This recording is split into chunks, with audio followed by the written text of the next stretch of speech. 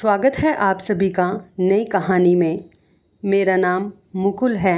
मैं एक middle class family से बिलोंग करता हूँ। ये बात तब की है जब मैं अपने कॉलेज में पढ़ा करता था। मैं बिहेवियर का बहुत खुश मिजाज इंसान था। कभी भी मेरी नाक पर गुस्सा नहीं आता था। हर किसी से मैं खुशी खुशी बात करता था। मैं अपनी 4 बहनों का इकलौता भाई था। मुझसे मेरे घर में सब लोग बहुत प्यार करते थे और मेरे घर के सब लोगों को मुझसे ढेर सारी उम्मीदें थी। मेरी ज़िंदगी बहुत खुशी खुशी गुजर रही थी। कॉलेज में रहकर अभी मैं अपनी पढ़ाई पूरी कर रहा था। सब कुछ बिल्कुल ठीक था। फिर अचानक मेरी ज़िंदगी में ऐसी लड़की आ गई जिसने मेरी ज़िंदगी को पूरी तरह से बदल कर रख दिया था। बल्कि ऐसा कह सकते हैं कि उसने मेरी ज़िंदगी में आने के बाद मेरी बेरंग ज़िंदगी में ढेर सारे रंग भर दिए थे। ये कोई लड़की नहीं बल्कि मेरी ज़िंदगी का सुकून थी। मैं इसे बहुत चाहता था। इस लड़की की मुलाकात मेरे साथ पहली बार तब हुई थी जब मैं अपने कॉलेज के फंक्शन के लिए अपने दोस्तों के साथ तैयारी कर रहा था और इस लड़की के साथ अचानक मेरी टक्कर हो गई और पहली ही नज़र में मैं उसको देखकर दीवाना हो गया था। वो इतनी सुंदर थी कि मेरी आंखें उसके चेहरे से हट ही नहीं पा रही थी। वो भी मुझे देखकर मुस्कुराई थी और फिर मैंने सोच लिया था कि मैं इस लड़की को अपनी गर्लफ्रेंड बनाकर रहूँगा।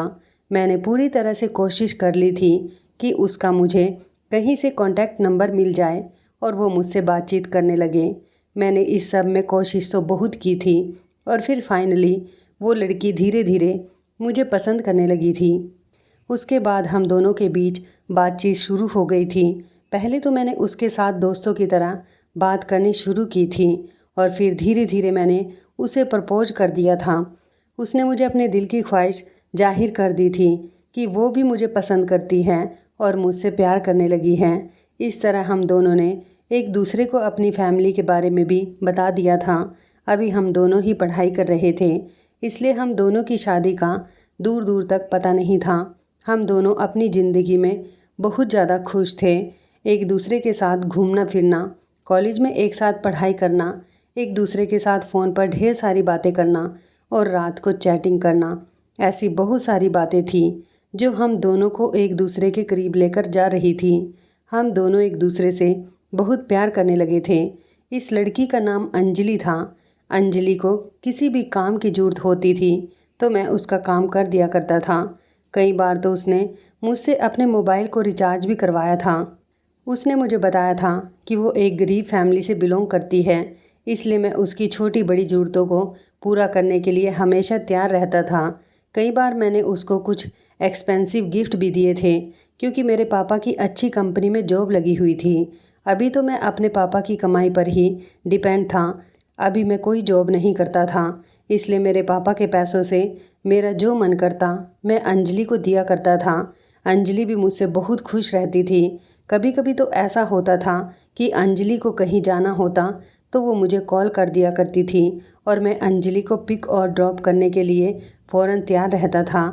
इन सब बातों ने मेरे प्यार को और ज़्यादा मजबूत कर दिया था क्योंकि मैं अंजलि की हर तरह से जिम्मेदारी उठाने के लिए तैयार था। वो मेरी ज़िंदगी में आने वाली पहली ऐसी लड़की थी जिसे मैंने इतना प्यार किया था, वरना उसके अलावा तो मैंने कभी किसी को नज़र उठाकर भी नहीं देखा था।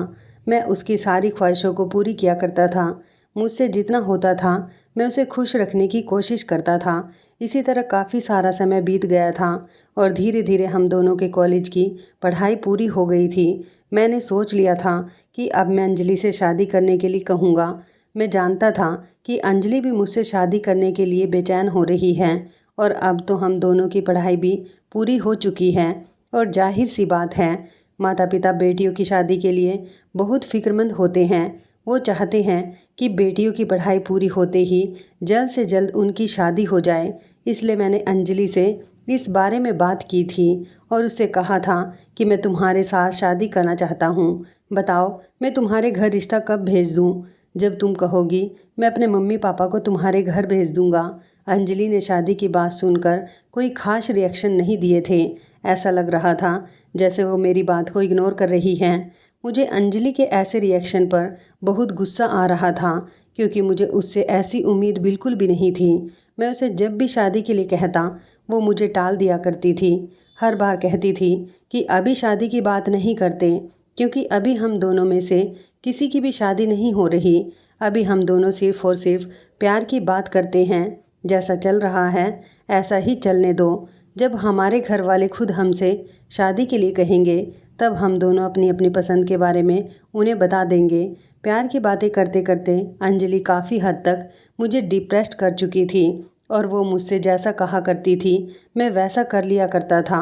अगर वो मुझे खामोश होने के लिए कहती थी तो मैं खामोश भी हो जाता था, लेकिन जब मुझे उससे दूर होने का डर सताता तो मैं अंजलि से कहता था कि मैं तुम्हारे घर अपना रिश्ता भेज देता हूँ और अपने मम्मी पापा से कहूँगा कि वो तुम्हारे घर जाकर फ़ौरन ही हम दोनों की मंगनी कर दें। इस तरह तुम्हारे घर वाले तुम्हारे लिए कहीं और रिश्ता नहीं देखेंगे और तुम मेरे बंधन में बंध जाओगी। अंजलि कहती थी कि ऐसा कुछ नहीं होगा, मैं तुमसे प्यार करती हूँ और मेरी शादी तुमसे ही होगी। बस मैं नहीं चाहती कि अभी मैं हम दोनों के बारे में अपने घर पर बताऊँ तो कोई बड़ी प्रॉब्लम क्रिएट हो जाए। अभी मेरी शादी में 2 साल का टाइम है। 2 साल बाद मैं खुद अपने घर पर बता दूंगी। तब तक तुम भी खामोश रहो। और अभी तुम्हारी भी जॉब नहीं लगी है।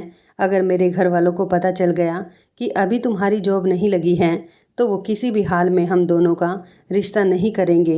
मैंने कहा तो तुम ये बात मुझे पहले बता देती कि मेरी जॉब की वजह से तुम अभी अपने घर वालों को हम दोनों के बारे में नहीं बताना चाहती। मैं जल्द से जल्द अपनी जॉब की जुगाड़ करता हूँ, मगर तुम इतना याद रखना तुम सिर्फ मेरी हो। और फिर ढेर सारी कोशिशों के बावजूद 2 महीने बाद मेरी जॉब लग गई थी। मैंने जब ये खबर अंजलि को बताई तो वो भी बहुत ज़्यादा खुश हो गई थी। मैंने उससे कहा कि आप बताओ मैं अपने मम्मी पापा को तुम्हारे घर कब भेजूं। मेरी बात सुनकर फिर से उसने मुझे टालना शुरू कर दिया था। उसने कहा था कि हम लोग शादी की बात बाद में करेंगे, पहले तुम्हारी जॉब लगने की खुशी में एक छोटा सा सेलिब्रेशन करते हैं। मैंने कहा हाँ बताओ तुम कौन सा सेलिब्रेशन करना चाहती हो, तुम जैसा कहोगी मैं वैसा करने के लिए तैयार हूँ। अंजलि कहने लगी कि जॉब लगने की खुशी में तुम्हें मुझे शॉपिंग करानी होगी। मैं खुशी खुशी अंजलि को शॉपिंग कराने के लिए ले गया था। उसने ढेर सारी शॉपिंग की थी। इसी तरह पूरा महीना गुजर गया। जब मेरी सैलरी आई तब भी मैंने उसे गिफ्ट दिए थे, शॉपिंग कराई थी, और मैं उसे महंगे महंगे रेस्टोरेंट में हर महीने ले जाकर उसे खाना खिलवाता था। कई महीनों तक अंजलि ने मुझे बेवकूफ़ बनाया था। अब मैं एक जिम्मेदार इंसान हो गया था। मेरी बड़ी बहन की शादी हो गई थी और अब मेरे घर वालों का कहना था कि वो मेरी शादी करना चाहते हैं, मगर मैं अभी शादी नहीं करना चाहता था, क्योंकि मैं किसी भी तरह से अंजलि के इंतज़ार में था कि कब वो मुझसे कहे कि मेरे घर अपने घर वालों को भेज दो और मैं जल्दी से उसके घर रिश्ता भेजकर उससे शादी कर लूं। मगर वो तो शादी के नाम पर मुझे बेवकूफ़ बना रही थी। मैंने देखा था कि वो मेरे साथ बहुत खुश रहती है, लेकिन जब भी मैं उससे शादी की बात करता हूँ उसका मूड ख़राब हो जाता है और वो मुझे इग्नोर करने लगती है। और जब वो मुझे इग्नोर करती थी तो मुझे बहुत तकलीफ़ होती थी। मैं उसे मनाया करता था, उसकी हर ख्वाहिश को पूरा किया करता था। मेरे घर वाले मुझसे जिद करने लगे थे कि आखिर तुम शादी क्यों नहीं करना चाहते। मैंने अपने घर वालों को अंजलि और अपने बारे में सब कुछ बता दिया था। तो मेरी मम्मी कहने लगी थी तो फिर तुम उस लड़की से कहो कि हम उसके घर रिश्ता लेकर जाने के लिए तैयार हैं, क्योंकि हम तुम्हारी शादी जल्द से जल्द करना चाहते हैं। मैंने जब ये बात अंजलि से कही तो मेरी बात सुनकर उसे गुस्सा आ गया था। वो कहने लगी कि तुम तो मेरे पीछे हाथ धोकर पड़ गए हो। जब हम दोनों एक दूसरे से प्यार करते हैं तो शादी भी हो जाएगी। अभी शादी का वक्त नहीं आया। मैं तुमसे कितनी बार कह चुकी हूँ कि अभी मेरे घर वाले मेरी शादी नहीं करेंगे। जैसे ही वो मेरी शादी की बात करते हैं मैं तुम्हें बता दूंगी, मगर तुमसे तो सब्र ही नहीं हो रहा। तुमसे किसने कहा था कि तुम अपने घर वालों को मेरे बारे में बताओ। मैंने तुमसे मना किया हुआ था कि अभी हम दोनों में से कोई भी अपनी फैमिली को हमारे बारे में नहीं बताएगा। मैंने अंजलि से कहा कि ऐसा मत कहो अंजलि, मैं तुमसे बहुत प्यार करता हूँ, मैं तुम्हारे लिए बहुत सीरियस हूँ। मेरे घर वाले मेरे लिए रिश्ता तलाश कर रहे हैं। मैंने अपनी मम्मी को तुम्हारी फ़ोटो भी दिखा दी है, उन्होंने तुम्हें पसंद कर लिया है और अब वो चाहती है कि जल्दी से तुम्हारे घर रिश्ता लेकर आ जाए। अगर तुम शादी जल्दी नहीं करना चाहती तो कोई बात नहीं, शादी तुम्हारी और तुम्हारे घर वालों की मर्ज़ी से होगी, लेकिन हम लोग रिश्ता लगने के बाद एंगेजमेंट तो कर सकते हैं ना। मेरी इस बात पर तो जैसे अंजलि भड़क उठी थी। उसने कहा था कि तुम्हें अपनी मम्मी को मेरी फ़ोटो दिखाने की क्या ज़रूरत थी। उसे मेरी इस बात पर बहुत गुस्सा आ गया और उसने मुझसे बातचीत करना बंद कर दी थी। यहाँ तक कि उसने अपना नंबर भी स्विच ऑफ कर दिया था।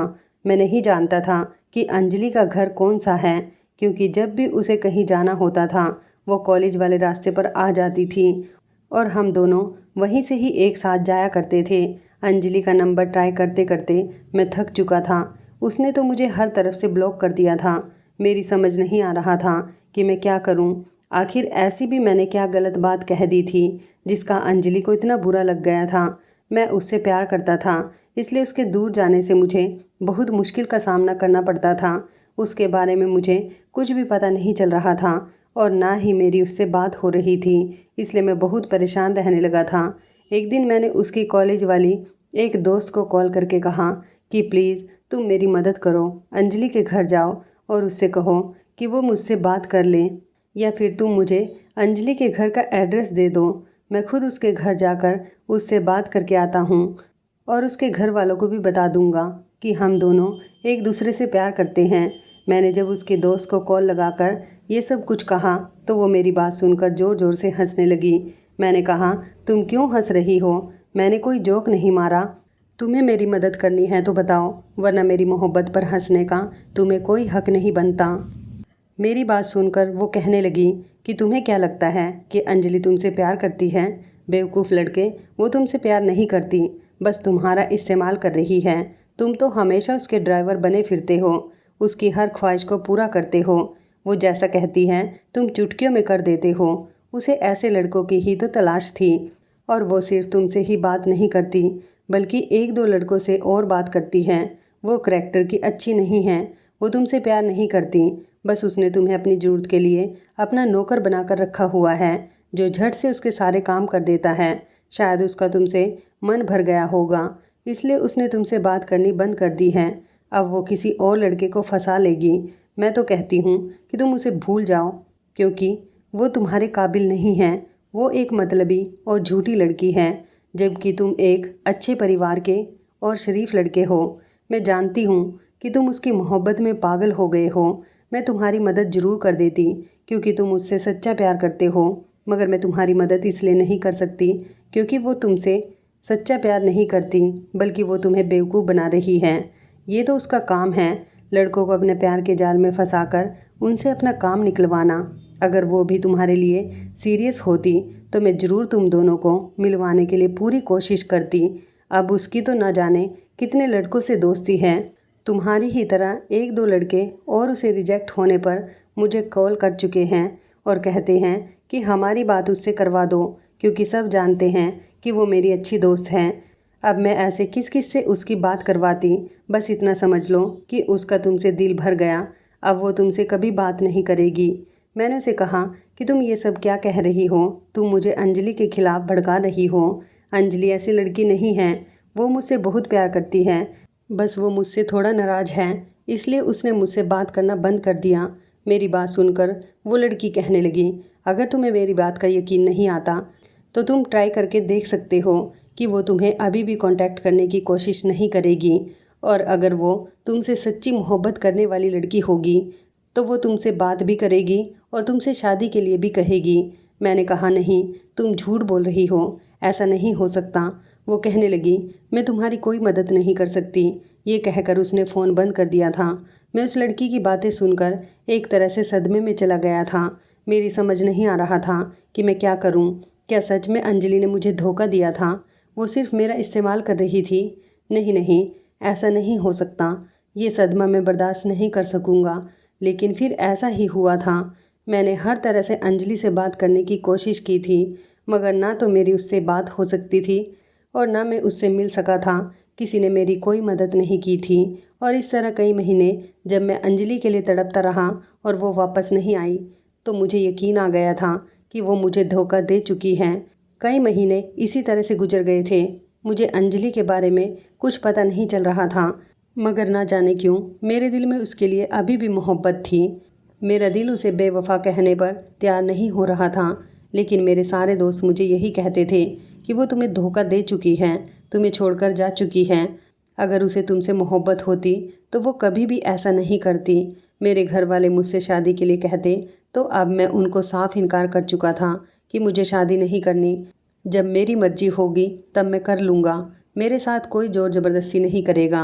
बस मेरी इस बात को सुनकर मेरे घर वाले पूरी तरह से शांत हो गए थे और कोई भी मुझसे अब शादी की बात नहीं करता था और मैं अब अपना पूरा पूरा ध्यान अपने काम पर लगाता था। मगर मैं उदास रहने लगा था। मेरे चेहरे की हंसी गायब हो गई थी। मैं दोस्तों के साथ जो हमेशा हंसी मजाक करता रहता था वो सब कुछ मेरे अंदर से ख़त्म हो चुका था। मेरे दोस्त मुझे संभालने की कोशिश करते थे और फिर इसी दौरान मेरे पापा की मौत हो गई। मैं अपने पापा की मौत के सदमे को भी दिल से नहीं निकाल पा रहा था। अभी मेरी 2 बहनें घर में कुंवारी बैठी हुई थी और मम्मी की जिम्मेदारी भी मुझ पर थी। अब मैं घर की जिम्मेदारी संभालने वाला अकेला ही रह गया था। समझ नहीं आता था कि मैं क्या करूं, क्योंकि जब पापा थे तो मुझे पता नहीं चलता था कि घर में सब क्या और कैसे होना है। लेकिन जब से पापा इस दुनिया से गए थे मुझे ऐसा लगता था जैसे एक मर्द के लिए भी घर की ढेर सारी जिम्मेदारियां होती हैं। ये सारी टेंशन मुझे परेशान कर रही थी। मेरी सैलरी जैसे ही आती थी ख़त्म हो जाया करती थी, क्योंकि मेरे पापा मेरे मुकाबले ज़्यादा पैसे कमाया करते थे। मेरे 3 दोस्त थे जिनके साथ मैं अपना सुख दुख बांट लिया करता था। उनको मेरे और अंजलि के बारे में भी सब कुछ पता था। मेरी उदासी उन लोगों को अच्छी नहीं लगती थी क्योंकि मैं बिहेवियर का पहले से ही ऐसा नहीं था। ये बात वो लोग अच्छी तरह से जानते थे। फिर एक दिन जब मैं अपनी नौकरी से घर आया तो मुझे मम्मी ने बताया कि दोनों बहनों के एक साथ एक ही घर के रिश्ते आ गए। लड़के बहुत अच्छे हैं, वहाँ पर तुम्हारी बहनें सुखी रहेंगी। हमें इन रिश्तों को हाथ से नहीं जाने देना चाहिए। मम्मी का कहना था कि जल्द से जल्द हमें इन दोनों की शादी कर देनी चाहिए। मुझे तो अपनी दोनों बहनों की शादी करने में कोई प्रॉब्लम नहीं थी। मुझे दोनों लड़के और उनका परिवार भी अच्छा लगा था। और फिर सबसे अच्छी बात ये थी कि मेरी दोनों बहनें एक ही घर की बहू बनने जा रही थी। मगर मेरे पास उनकी शादी करने के लिए कोई सेविंग नहीं थी। जितनी सेविंग थी वो पापा के इलाज पर ख़त्म हो गई थी, क्योंकि पापा की अचानक इतनी तबीयत बिगड़ गई थी कि डॉक्टर ने उनका ऑपरेशन करने के लिए बोल दिया था। जल्दी से मैंने अपनी और पापा की सारी सेविंग्स निकाल कर उनका ऑपरेशन करवा दिया था, लेकिन फिर भी मेरे पापा नहीं बच सके। दोनों बहनों के रिश्ते तो मम्मी ने कर दिए थे, लेकिन मेरे पास पैसों का इंतज़ाम नहीं हो पा रहा था। हर चीज़ का डबल डबल इंतज़ाम करना था। समझ नहीं आ रहा था मैं ये सब कुछ कैसे करूं। बैंक से भी लोन नहीं ले सकता था, क्योंकि जब मैं अंजलि से प्यार करता था तो जल्दबाजी में अपनी नौकरी के लिए मैंने बैंक से 5 लाख रुपए का लोन ले लिया था, जो कि पापा चुकता कर रहे थे। कुछ पैसों की रिश्वत मैंने अपनी नौकरी के लिए दी थी और बाकी के पैसे घर में लगा दिए थे, जिससे ऊपर वाले पोर्शन की रेनोवेशन हो गई थी। लेकिन अब वो जिम्मेदारी भी मुझ पर आ गई थी। मुझे ही हर महीने लोन की ईएमआई भरनी पड़ती थी। मैंने जब अपनी ये परेशानी अपने दोस्तों को सुनाई तो मेरे दोस्त कहने लगे कि हम भी तुम्हारी ही तरह परेशानियों में घिरे हुए हैं। फिर हम लोगों ने अपनी ज़रूरतें पूरी करने के लिए छोटी मोटी चोरियां करनी शुरू कर दी। हम तीनों दोस्त मिलकर कभी किसी के पर्स चोरी कर लिया करते थे तो कभी लोगों को पैसा डबल करने वाली स्कीम के बारे में बताकर बेवकूफ़ बना दिया करते थे। ऐसा हम लोग ज़्यादातर अपने एंटरटेनमेंट के लिए भी किया करते थे। मेरे दोस्त जानते थे कि मैं बहुत उदास रहने लगा हूँ। मेरा काम में भी मन नहीं लगता, इसलिए ज़्यादातर वो मुझे अपने साथ रखने लगे थे और ऐसे कामों से उन्होंने मेरा ध्यान बटा दिया था।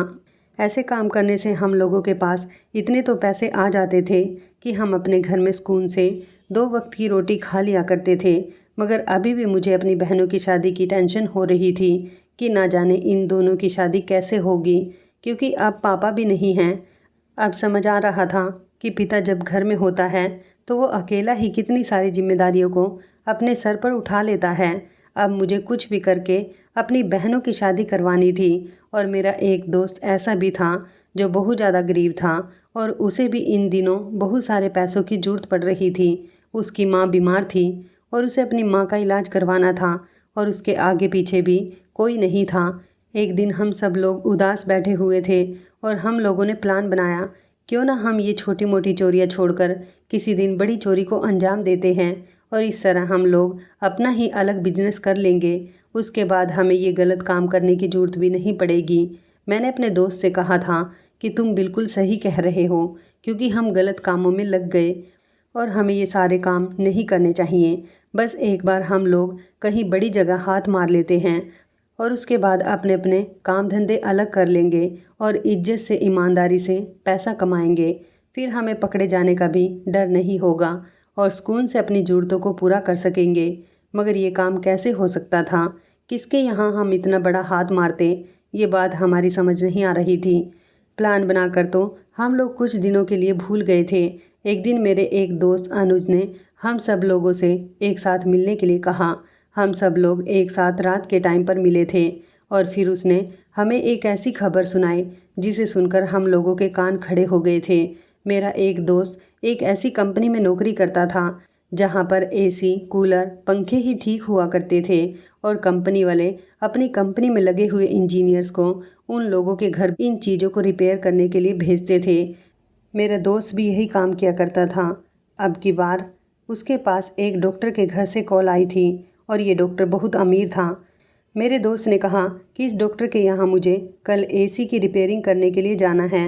मैं सोच रहा हूँ कि क्यों ना हम इस डॉक्टर की तिजोरी खाली कर दें। ये चोरी वैसे भी हमारी ज़िंदगी की आखिरी चोरी है, तो हमें अपने फ्यूचर को बनाने के लिए किसी ऐसे ही इंसान के घर में डाका डालना होगा जिसके यहाँ हमें ढेर सारे पैसे मिल सके। और ये डॉक्टर बहुत ज़्यादा अमीर हैं। मुझे यकीन है कि इसके पास बहुत सारा पैसा होगा। हम लोगों ने फैसला कर लिया था कि हम इसी डॉक्टर के यहाँ चोरी करेंगे। सारी प्लानिंग मेरे दोस्त ने बना ली थी और डॉक्टर के घर की सारी इन्फॉर्मेशन भी उसने निकाल ली थी। पता चला था कि डॉक्टर ज़्यादातर अस्पताल की नाइट शिफ्ट में होता है। घर में सिर्फ उसकी पत्नी होती है और रात के समय तो वो भी सो रही होगी, इसलिए हम आसानी से अपना काम कर सकेंगे। मेरे दोस्त ने कंपनी वालों को नहीं बताया था कि उसके पास डॉक्टर के घर से एसी ठीक करने की कॉल आई है, क्योंकि हम चारों को वहाँ खामोशी से एसी ठीक करने के बहाने से चोरी करने जाना था। और अगली ही रात का हमने पूरा प्लान बना लिया था और पूरी प्लानिंग के साथ हम लोग डॉक्टर के घर के पास पहुंच गए थे। हम लोग घर के अंदर दाखिल हुए। मेरे दोस्त ने उनको बता दिया था कि हम कंपनी से एसी ठीक करने के लिए आए हैं, तो गार्ड्स ने हमें घर के अंदर जाने की परमिशन दे दी थी। हम दो दोस्त जैसे ही घर के अंदर गए तो वहाँ एक नौकरानी आई और वो हमें उस कमरे में ले गई जिस कमरे की एसी हमें ठीक करनी थी।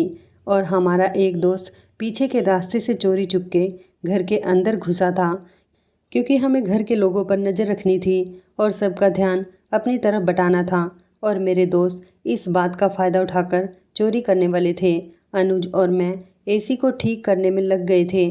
थोड़ी ही देर गुजरी थी कि मेरे दोस्त ने नौकरानी से कहा कि मालकिन को बुला कर लाओ, वही हमें बता सकती है कि आखिर इसमें क्या कमी आ गई है। नौकरानी मालकिन को बुला कर ले आई। मैं अपने दोस्त के साथ नज़र झुकाकर काम करवा रहा था। जैसे ही मेरी नज़र मालकिन पर पड़ी तो मैं उसे देखता ही रह गया था। मेरे अंदर इतनी हिम्मत नहीं थी कि मैं उससे अपनी नज़रें हटा सकूं, क्योंकि मेरे होश उड़ चुके थे। मैं पत्थर का बनकर रह गया था और लगातार इस औरत को देख रहा था। वो भी मुझे एकटुक देखे चली जा रही थी। इस औरत को देखकर मेरी आंखों में आंसू आ गए थे, क्योंकि ये औरत कोई और नहीं बल्कि अंजलि थी। और वहाँ पर खड़ी हुई नौकरानी बार बार उसे मालकिन मालकिन कहकर पुकार रही थी। इसका मतलब ये था कि अंजलि की शादी हो गई थी और वो इस डॉक्टर की पत्नी थी। मुझसे अपने कदमों पर खड़ा नहीं हुआ जा रहा था। आज इतने समय के बाद अंजलि को अपनी आंखों के सामने देखकर मैं खुद पर काबू नहीं रख पा रहा था। मेरा दोस्त मुझे देख रहा था। उसने मुझसे इशारे से कहा कि मालकिन को अपनी बातों में लगाओ। अपने दोस्त की बात पर अचानक मैं होश में आया था। मालकिन से कुछ कहने ही वाला था कि अचानक एक मर्द आया और उसने अंजलि के कंधों पर हाथ रख लिया और उससे कहने लगा कि जल्दी से काम बताकर कमरे में आ जाओ, मैं तुम्हारा इंतज़ार कर रहा हूँ। जबकि मुझे उस मर्द को भी अपनी बातों में लगाना था और इन लोगों का ध्यान अपनी तरफ करना था, ताकि मेरे दोस्त घर के मालिक से नज़र बचाकर चोरी कर सके। मगर अंजलि को देखकर तो मेरे अंदर बिल्कुल भी हिम्मत बाकी नहीं रही थी। उसकी नज़रों में अपने लिए शर्मिंदगी मुझे साफ नज़र आ रही थी। और जो मर्द उसके कंधे पर हाथ रखे हुए था, उसे देखकर मुझे नफ़रत महसूस हो रही थी। नौकरानी उसे किसी काम का कहकर कमरे से बाहर ले गई थी। वो मर्द भी कमरे से जा चुका था। मेरा दोस्त कहने लगा कि क्या कर रहे हो? तुमसे कहा था कि इन दोनों को बातों में लगाना है और तुम्हारा ध्यान कहाँ है? मैंने अपने दोस्त से कुछ नहीं कहा। मैं खामोश हो गया था। मैंने कहा, मुझे यहाँ पर चोरी नहीं करनी, मैं यहाँ से जा रहा हूँ। मेरे दोस्त ने मेरा हाथ पकड़ लिया और कहने लगा कि तुम ये क्या कर रहे हो? तुम जानते हो कि हम कितनी मुश्किलों से यहाँ पर पहुँचे हैं और ये जो मालकिन हैं ये अपने बॉयफ्रेंड के साथ दूसरे कमरे में बिजी हैं, जबकि हमें डॉक्टर के पर्सनल कमरे में जाकर चोरी करनी है। मैंने कहा, तुम क्या बकवास कर रहे हो? मालकिन का बॉयफ्रेंड ये मालकिन का पति नहीं है क्या? मेरा दोस्त कहने लगा कि नहीं, ये मालकिन का पति नहीं है, ये शायद उसका कोई बॉयफ्रेंड ही होगा, क्योंकि डॉक्टर तो इस समय अस्पताल में होता है और ये वो डॉक्टर नहीं है, कोई और आदमी है जो इसके साथ दूसरे कमरे में रंग रलियां मना रहा था। मैंने डॉक्टर की पत्नी के बारे में इन्फॉर्मेशन निकाली थी तो पता चला था कि डॉक्टर की पत्नी रात के वक्त किसी दूसरे मर्द के साथ होती है। शायद ये वही आदमी है। मगर तुम ऐसी बातें मत करो और काम पर ध्यान दो। तुम जानते हो आज की चोरी हमारी पूरी ज़िंदगी बदल सकती है। मैं फिर किसी बहाने से मालकिन को बुलाता हूँ। इन लोगों का ध्यान हमें अपनी तरफ करना है ताकि ये लोग हमारे बाकी दोस्तों को ना देख सके। मैंने अपने दोस्त का हाथ पकड़ लिया और उसे कहा कि मैं यहाँ चोरी नहीं करूँगा, क्योंकि मुझे इस समय अंजलि की याद आ रही है। मेरा दोस्त कहने लगा कि तुम कैसी बकवास कर रहे हो? इस समय तुम्हें अंजलि की याद क्यों आ रही है? वो तो तुम्हें भूल चुकी है। तुम जानते हो कि वो एक बेवफा लड़की है। मैंने कहा, हाँ, तुम सही कह रहे हो, वो सच में बेवफा लड़की है। उसने मेरे साथ ही बेवफाई नहीं की, बल्कि वो अपने पति के साथ भी बेवफाई कर रही है। मेरा दोस्त फटी फटी नज़रों से मेरी तरफ देख रहा था जब मैंने उसे बताया कि इस घर की मालकिन कोई और नहीं बल्कि अंजलि ही है और पिछले 1.5 साल पहले उसने जो मेरे साथ किया था आज वही वो अपने पति के साथ भी कर रही है। आज मुझे यकीन हो गया कि वो बहुत करैक्टरलेस है। एक समय पहले जब उसकी दोस्त ने मुझे उसकी हकीकत बताई थी तब मुझे उसकी दोस्त की बातों पर यकीन नहीं आ रहा था, मगर आज सब कुछ मेरी आंखों के सामने है। जिस तरह वो आदमी उसके कंधे पर हाथ रखे हुए था, मुझे तो यही लगा कि वो उसका पति है। लेकिन अगर वो उसका पति नहीं है तो रात के इस समय अपने पति की पीठ पीछे वो इस मर्द को घर में बुलाकर उसके साथ क्या कर रही है? इसका मतलब मैं समझ चुका हूँ, वो एक करैक्टरलेस और घटिया लड़की है। मैंने अपने दोस्तों से कहा कि तुम लोग करो यहाँ पर चोरी, मुझे यहाँ पर नहीं रुकना। आज मुझे बहुत गुस्सा आ रहा है। मैं अपने दोस्त का हाथ झटक कर वहाँ से चला गया था और अपने घर जाकर मैं अपने कमरे में बंद हो गया था और उस रात मैं बहुत ज़्यादा रोया था। अंजलि ने मेरे साथ इतना बड़ा धोखा किया था। मेरे साथ प्यार मोहब्बत का खेल खेल के उसने डॉक्टर के साथ शादी कर ली थी और वो उसके साथ भी बेवफाई कर रही थी। इसका मतलब यही था कि कॉलेज टाइम में भी वो मुझे नहीं बल्कि और भी लड़कों को बेवकूफ़ बना रही थी। आज मेरा औरत पर से भरोसा उठ गया था। ये बात सही थी कि कभी भी किसी औरत का दिल ऐसे मर्द पर आकर नहीं टिक सकता जो उसके लिए सब कुछ करने के लिए तैयार हो। औरत हर मर्द से उसकी कमाई के मज़े लेना चाहती है, मगर हर औरत एक जैसी नहीं होती। मुझे तो सिर्फ अंजलि से नफ़रत हो रही थी। सारी रात मैं अपने बिस्तर पर लेटकर रोता रहा था। मैंने खाना भी नहीं खाया था। अगले दिन सुबह सवेरे मेरे दोस्त मेरे घर आ गए थे और उन्होंने मुझे मेरे हिस्से के पैसे दे दिए थे। उन्होंने कहा था कि तुमने चोरी नहीं की तो क्या हुआ, तुम्हारे जाने के बाद हमने प्लानिंग के साथ चोरी कर ली थी। हम जानते हैं कि तुम वहाँ अंजलि को देखकर टूट गए थे, इसलिए हम तुम्हारे हिस्से के पैसे लेकर आ गए। मैंने अपने दोस्तों से मना किया कि मुझे ये पैसे नहीं चाहिए, क्योंकि ये सारा काम तुमने किया है, इसमें तुम्हारी मेहनत है। मेरा दोस्त कहने लगा कि तुम हमारे दोस्त हो, हम अपने साथ साथ तुम्हारे बारे में भी सोचते हैं। उन्होंने ज़बरदस्ती मेरे हिस्से के पैसे मुझे दे दिए। उन्होंने लगभग 80 लाख रुपए की चोरी वहाँ पर की थी और इस तरह से हम तीनों के हिस्से में लाखों रुपए आ गए थे। हम लोगों को कोई पकड़ नहीं पाया था, लेकिन मेरे दिल में अभी भी अंजलि के लिए गुस्सा भरा पड़ा हुआ था। मैं चाहता था कि मैं एक बार उससे मुलाकात करके उस पर अपनी भड़ास जरूर निकालूं, इसलिए मैं अगले दिन उसके घर चला गया। गार्ड्स ने मुझे दरवाजे पर रोक लिया था। मैंने उन्हें बताया कि मैं वही इंजीनियर हूँ जो कल एसी ठीक करने के लिए आया था। एसी में कोई इम्पोर्टेंट पार्ट डालना था, वो कल मेरे पास अवेलेबल नहीं था, इसलिए मैं वो अब डालने के लिए आया हूँ। मेरी बात सुनकर मुझे गार्ड ने अंदर जाने की परमिशन दे दी थी। मैं जब घर के अंदर गया तो मैंने नौकरानी से कहा कि मुझे मालकिन से मिलना है। इस समय डॉक्टर घर में मौजूद नहीं था। वो 2-3 दिन के लिए किसी इम्पोर्टेंट काम के लिए शहर से बाहर गया हुआ था। नौकरानी ने मुझे इंतज़ार करने के लिए कहा। थोड़ी देर बाद जब अंजलि आई तो उसे देखकर मेरी आंखों में एक अजीब सा जुनून सवार हो गया था। वहाँ पर मौजूद नौकर जो मेरे लिए पानी लेकर आया था, अंजलि ने उसे वहाँ से जाने के लिए कह दिया था और फिर वो मेरे सामने आकर बैठ गई थी। मैंने उसे कहा, तुमने मेरे साथ बहुत बुरा किया। भगवान तुम्हारे साथ कभी अच्छा नहीं करेगा। तुमने मोहब्बत के नाम पर मेरे साथ खेल खेला था। मैं तो तुम्हें बहुत अच्छा समझता था। मेरे दिल में कभी नफ़रत नहीं आई थी, लेकिन कल रात जब मुझे तुम्हारी हकीकत के बारे में पता चला तो मेरे दिल में तुम्हारे लिए नफ़रत भर गई। लोग सही कहते हैं कि तुम एक करैक्टरलेस लड़की हो। तुम जैसी लड़कियों से मोहब्बत नहीं करनी चाहिए। मेरी बात सुनकर अंजलि रोने लगी थी। उसने मेरे आगे हाथ जोड़ लिए और कहने लगी कि मैं जानती हूँ मैंने तुम्हारे साथ बहुत गलत किया मुकुल, प्लीज़ मुझे माफ़ कर दो। तुम तो मुझे सच्चा प्यार करते थे और बदले में मैंने तुम्हारा फ़ायदा उठाया, तुम्हारी मोहब्बत का मजाक बना दिया। मैंने उसे कहा, अगर तुम्हें अपनी गलती का सच में पछतावा है तो फिर तुम अपने पति को धोखा क्यों दे रही हो? शादी से पहले तुमने जो किया सो किया। अब तुम किसी के साथ शादी के पवित्र बंधन में बंध गई हो और अभी भी अपने पति के पीछे तुम दूसरे मर्द के साथ संबंध बना रही हो। तुम्हारी ये आदत अब भी बदली नहीं है। ये मगरमच्छ के आंसू मेरे सामने मत दिखाओ। तुम अपनी आदत से मजबूर हो और तुम कभी नहीं बदल सकती। तुम्हारी आदत है मर्दों को अपने जाल में फंसाना और उनके साथ खेल खेलना। मेरी बात सुनकर अंजलि कहने लगी कि नहीं नहीं मुकुल, ऐसा मत कहो। मैं मानती हूँ कि मैंने तुम्हारे साथ मोहब्बत का झूठा खेल खेला, लेकिन तुम्हें ये नहीं पता कि मुझे तुम्हारे साथ की गई बेवफाई की बहुत बड़ी सज़ा मिल रही है। मैं सिर्फ तुम्हारा फ़ायदा उठा रही थी क्योंकि तुम मेरे सारे खर्चे उठाया करते थे। मेरे एक ही कहने पर तुम फ़ौरन भागे चले आते थे, मगर जब तुमने शादी की डिमांड करनी शुरू की तो मैं बौखला गई थी और मैं तुम्हारे साथ शादी नहीं करना चाहती थी क्योंकि मेरी आदत हो चुकी थी लड़कों से अपने खर्च उठवाना, उनसे अपनी ज़रूरतें पूरी करवाना।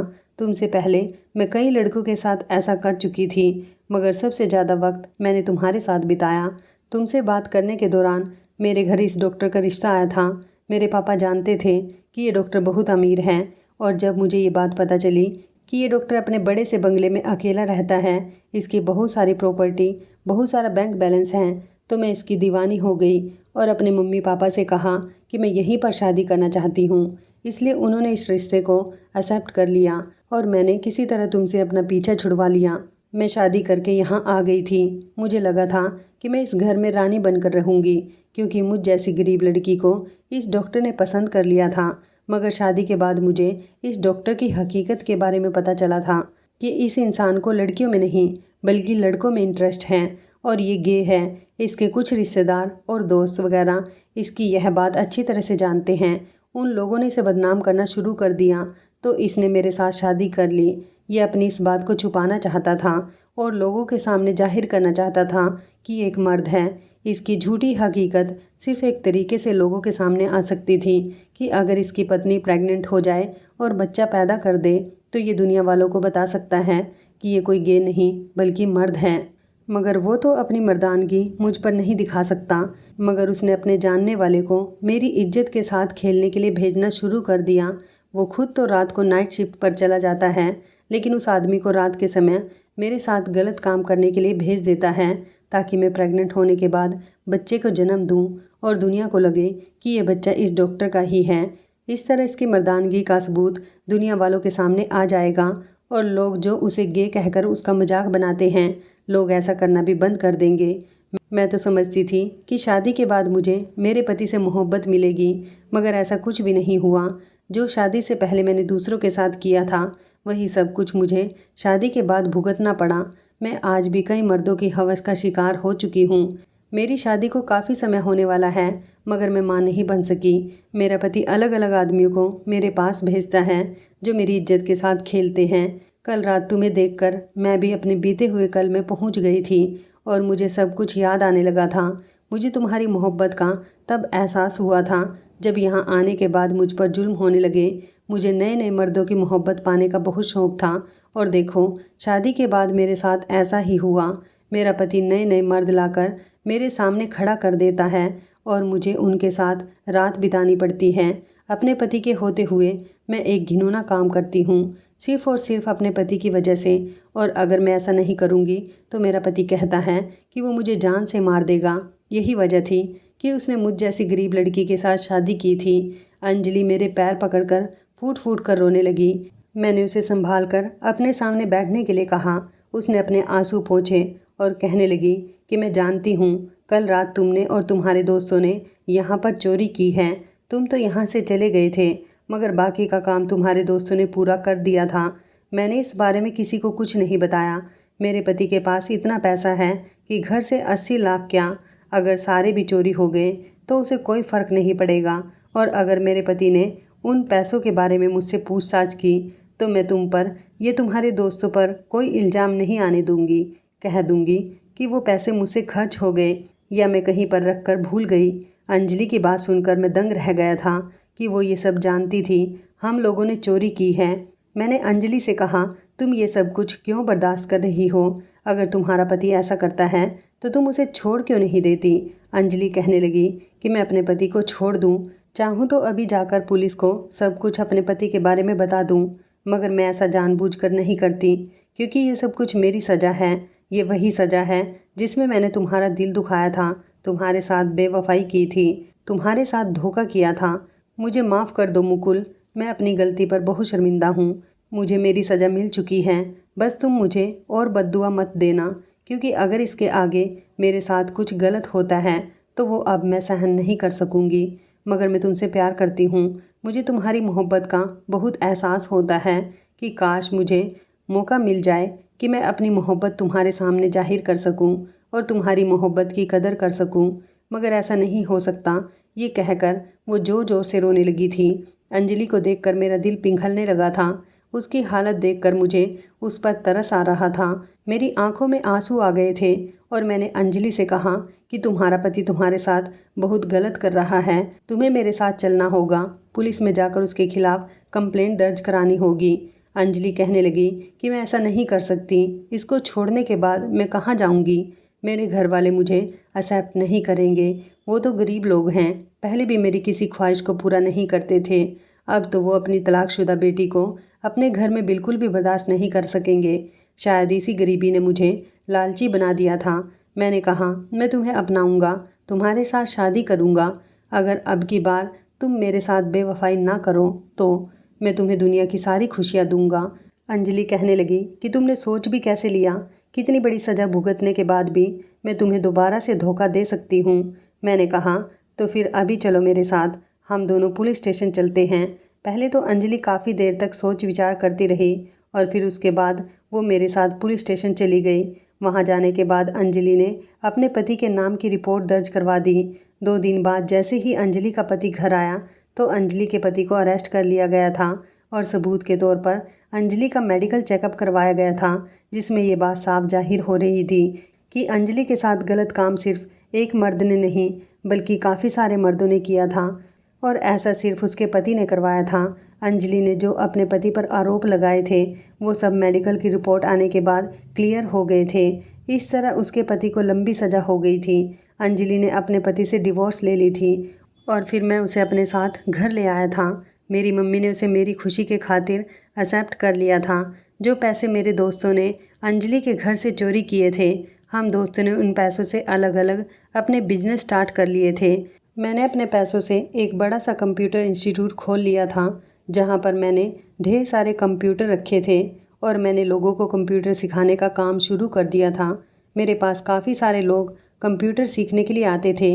वैसे भी मैं काफ़ी पढ़ा लिखा था और 2-3 कोर्स भी मुझे आते थे। मेरी पत्नी भी काफ़ी पढ़ी लिखी थी, इसलिए हम दोनों पति पत्नी ने मिलकर अपने इंस्टीट्यूट को चलाया था। अब हम दोनों कामयाब हो गए थे। कुछ समय बाद मैंने अपनी बहनों की शादी भी करवा दी थी। मेरे लिए सबसे बड़ी खुशी की बात यह है कि मुझे मेरी मोहब्बत वापस मिल गई। अंजलि अब बिल्कुल भी वैसी नहीं है जैसे वो पहले हुआ करती थी, बल्कि वो अब मेरी बहुत कदर करती है और मुझसे बहुत प्यार करती है। हम दोनों मेहनत करके अपना घर चला रहे हैं और भगवान की कृपा से सब कुछ बिल्कुल ठीक चल रहा है। तो इस कहानी के बारे में आपकी क्या राय है? कमेंट करके ज़रूर बताइएगा।